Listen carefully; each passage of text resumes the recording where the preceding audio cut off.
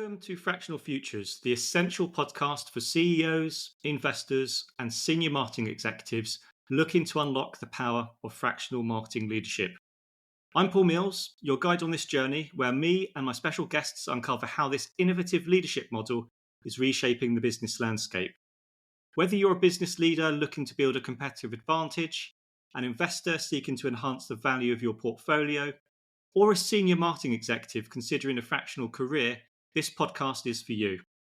We'll share expert insights, provide actionable strategies, and explore real-world success stories to help you leverage fractional marketing leadership for maximum impact.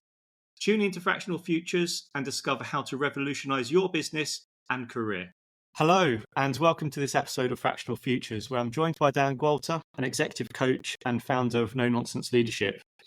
Hi, Dan. How are you? I'm very well, Paul. Are you ready to do this all over again? I sure am. So in the last episode, we explored what marketers need to do to convert their expertise into engagement to attract high-value clients. And I guess in this episode, I want to chat with you about how marketers need to articulate their value and how to set themselves apart as a fractional leader. So in this episode, we'll be talking about defining your unique value proposition, how to communicate that value, and also look at strategies to tailor your message to different audiences. So Dan, we probably need to be a little bit careful on this one to not teach marketers how to suck eggs. I guess anyone listening or watching to this will think, I don't need to listen to this bollocks. I'm a senior marketer. I know everything about value propositions and stuff like that. But it's not the case, is it really? Especially when it's your own business and your own services that you're trying to articulate. But before we jump in, what are your general observations on this piece? I think, you're absolutely right. It's a dangerous topic from my perspective, and I don't wish to disenfranchise an entire genre of a fractional consultant by any stretch of the imagination. But in terms of what I see, that transition from employee into business owner, into consultant is a strange one. It doesn't happen instantaneously. You don't wake up one day as a business owner. So you tend to find that people drag with them a lot of their thinking in terms of how they position themselves. And unfortunately, that tends to mean that they accidentally position themselves more on the employee side of the equation than on the advisory consultant side of the equation. And I guess if you recognize that the compounding factor is that you've just become a solopreneur, the clue is in the title. You're one person. You don't have a team of people that you can bounce ideas off of, or that you can validate your thinking. So it can become a little bit of an echo chamber, if you like, in terms of your ideas and how you position yourself without anybody saying, well, actually, that's not really working for the market. Yeah, absolutely. And I think over the last year, since I launched VCMO, I've easily spoken to over 100 marketers, either in-house marketers that are looking to come into the fractional portfolio work style, or people who are already operating as a fractional CMO. And these are people all across the globe. So I've spoken to people in Australia, America, Europe, Middle East. And my observation, speaking to these individuals, is that a very high percentage struggle with articulating their value. Some have told me, certainly the existing fractional marketers, they've told me it's taken a few years to really refine their USP, their UVP. So that's probably a good point to jump in, really. When it comes to you coaching your clients, Dan, on building their value proposition, what approach should they take to identify their key benefits? How do they differentiate themselves from competitors? And what common mistakes do you see them doing? So I think when I look back at the people that I've worked with and the people that I'm working with right now, there are a couple of sentences that come up time and time again. They've almost become my go-to. The first is, nobody buys Swiss Army knives. And what I mean by that is that the fractional market is not a generalist's market. And, we see this regularly. People come into the consulting market with a a view that they've got 20 years plus experience. They've done hundreds of different things, and all of those things are great. So we're going to talk about all those things. And unfortunately, nobody listens. So that's the first side of the equation. The other side of the equation, and this should resonate with marketeers more than any other discipline that I work with, is that unfortunately it's not about you.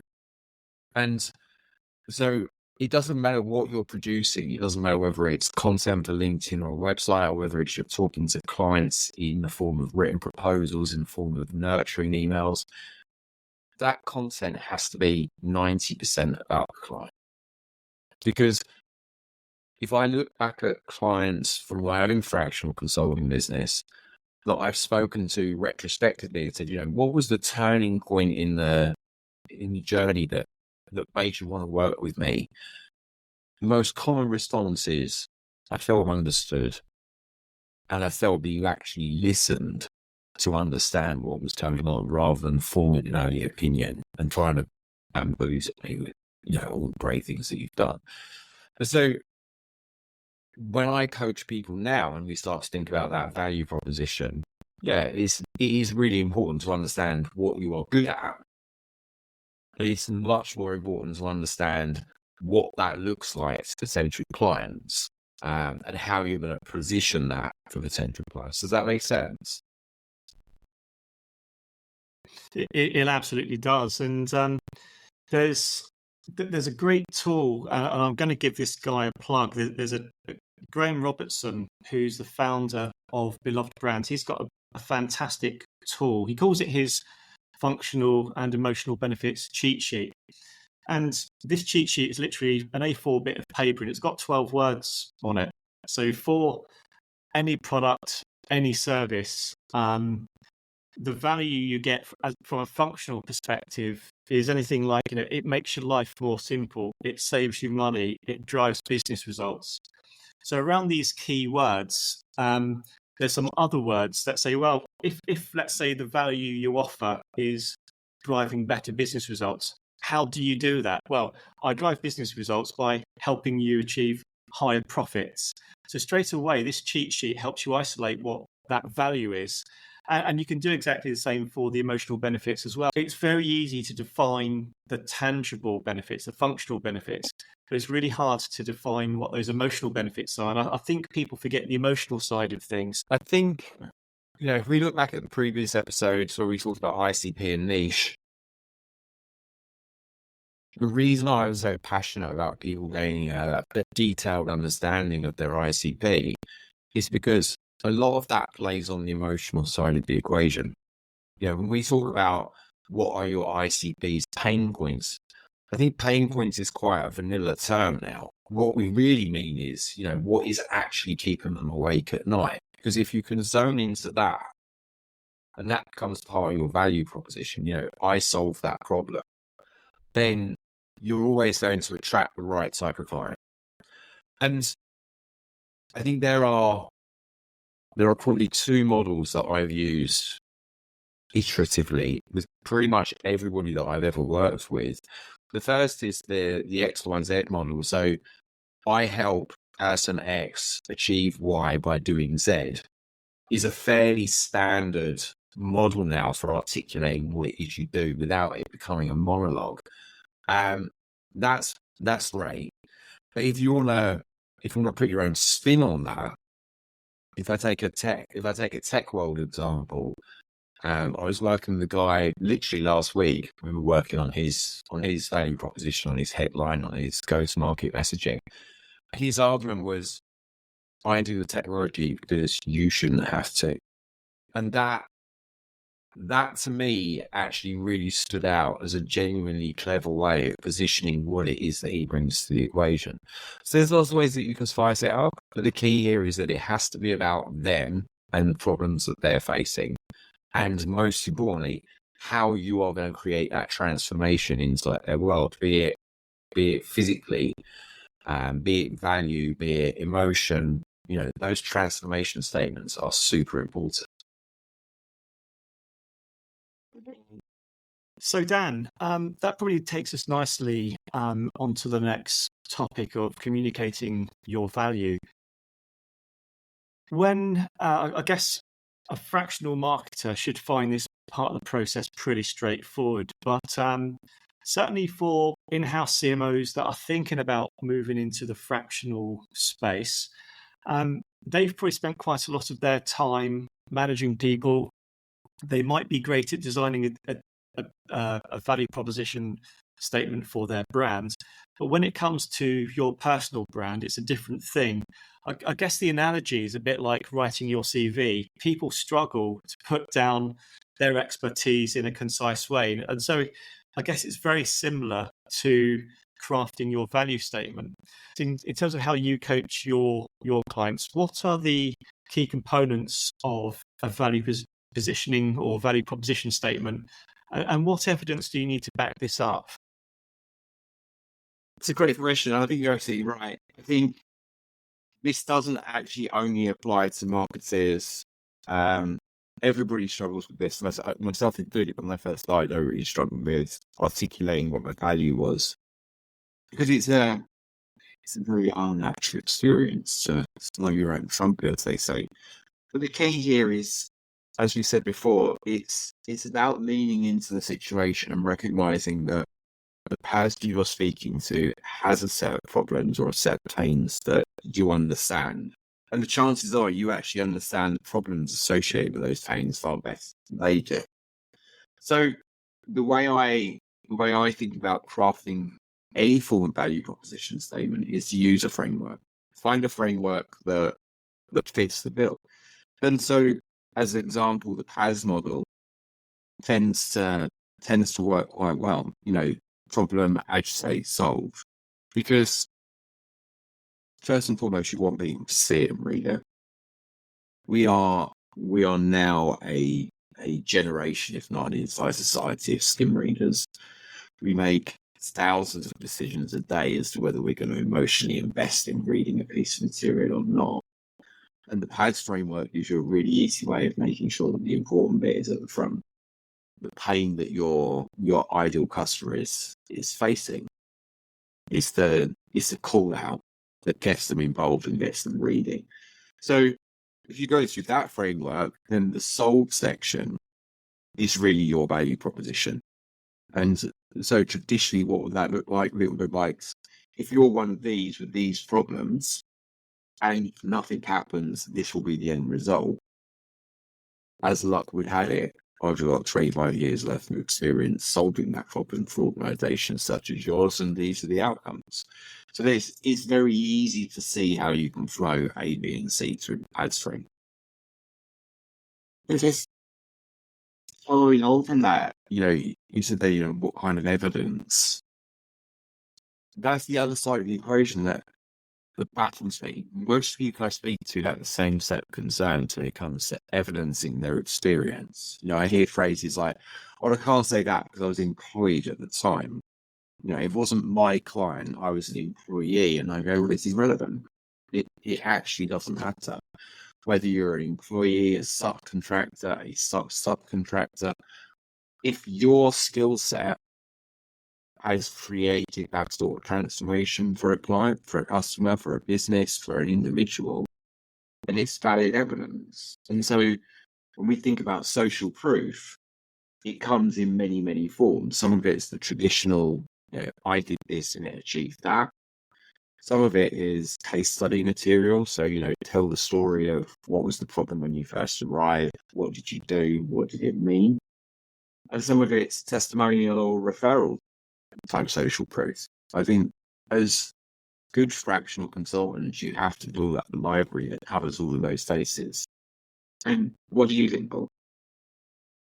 I had this problem myself because I had 20 years of, switching roles in different companies. And when I decided to launch VCMO, I had to kind of reposition myself, and I had to decide from all of that experience, what is it that I did really, really well? And for me personally, the common thread was transformation. So that's really the hook that I use when I go to market. And I guess that kind of for those individuals, for those executives, don't have to be marketers. It can be any of the sort of the leadership flavors. For those individuals looking to come into this fractional world, some of them are going to struggle to decide what that one thing is.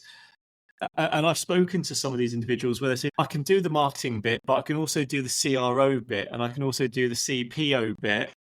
And I don't know which one to focus on. I'm a bit of a jack of all trades. I can turn my hands to anything and everything. But I kind of struggle with these people, not on a personal level, but I struggle because from a marketing perspective, being so broad is kind of, you're going to shoot yourself in your foot because you're not going to be focused on where that value lies. If I was to come to you for coaching, how would you coach me to say, you need to sort of narrow down and focus on what that, the most prominent value piece is? When we start to look at from the coaching program perspective, quite early on, we talk about sales funnels. We talk about how they actually work, and all sorts of problems arise when you go to market incredibly broad. First and foremost, very few people actually enter the top of your funnel because you're not saying anything to one person. It's never the case that somebody reads one piece of content and it enters into your funnel as a result. They normally read 4, 5, 10, 20 pieces of content before they find themselves in your sales funnel or in your pipeline. And because of that, if you are too broad, there's a very strong likelihood that your content's going to jump around between topics, between perspectives, and you're going to fail to attract anybody. My way of describing this to people, especially marketeers, is to think about it as a campaign in its own right. So when we do that ICP and niche exercise, that's part one of the journey. These are the most likely candidates in terms of industry role, seniority, growth stage of company, budget, etc. Once you've identified that niche, it's really about identifying the pillars within that niche that you are the best of the best, in your opinion. A lot of what I do is about helping people on that journey, right? Because limiting beliefs are huge.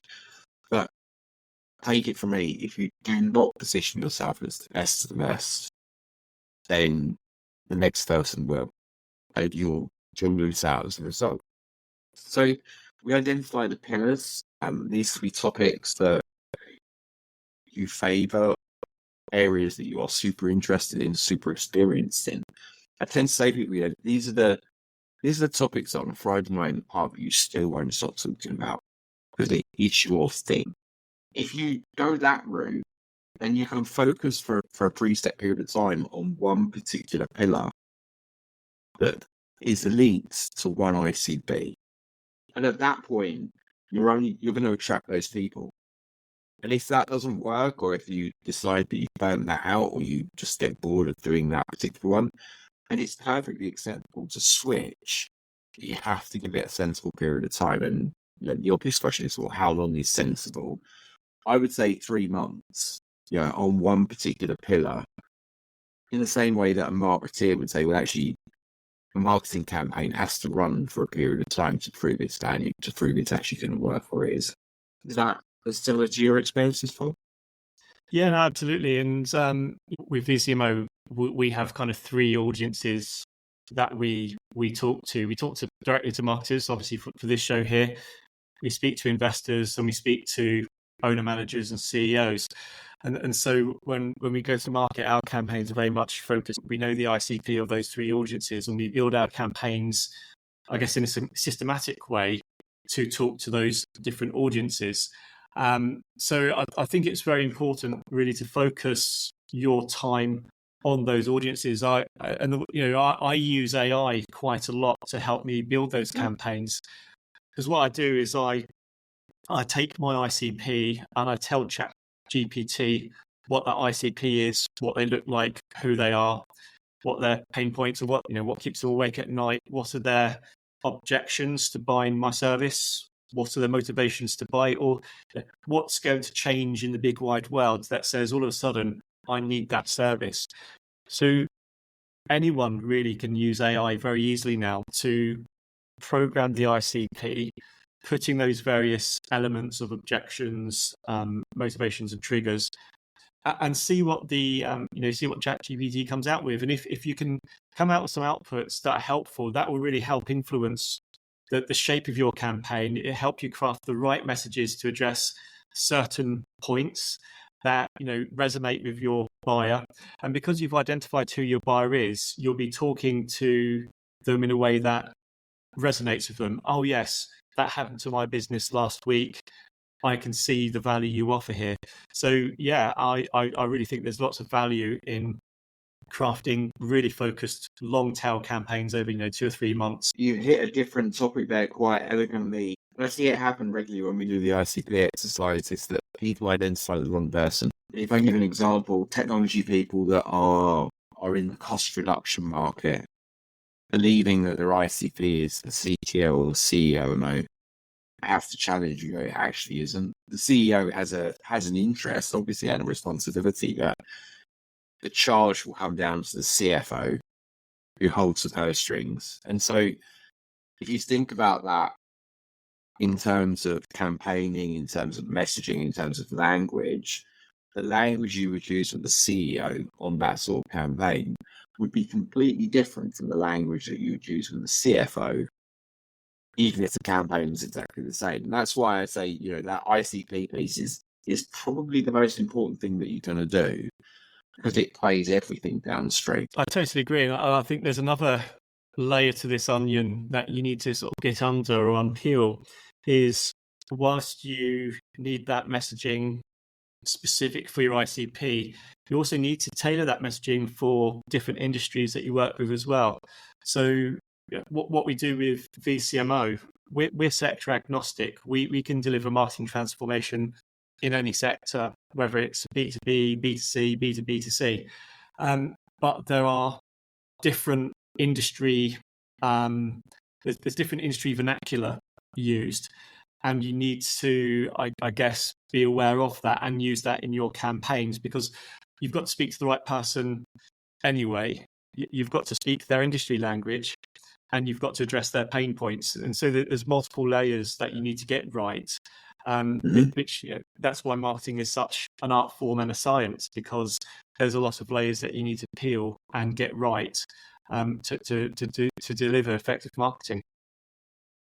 Yeah, I guess this advice is relevant for marketers as it is for any other of the sort of C-suite roles. Is that, in my experience, if you are completely sector agnostic or industry agnostic, you still want to do your homework before you get into conversations with those people, because creating that natural conversational flow will require you to have a level of understanding, a level of experience as to what that industry has been through and how it got to where it is.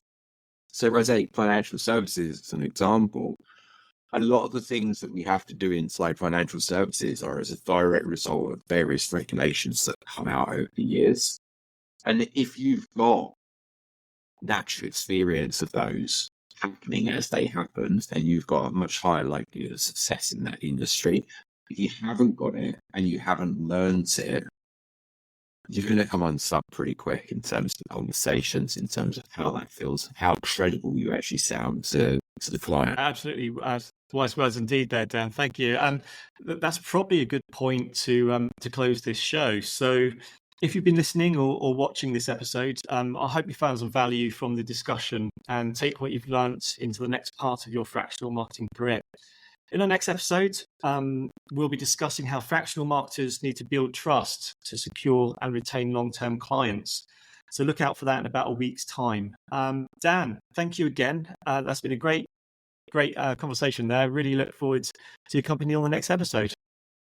Cheers, Paul. I'll speak to you on the next show.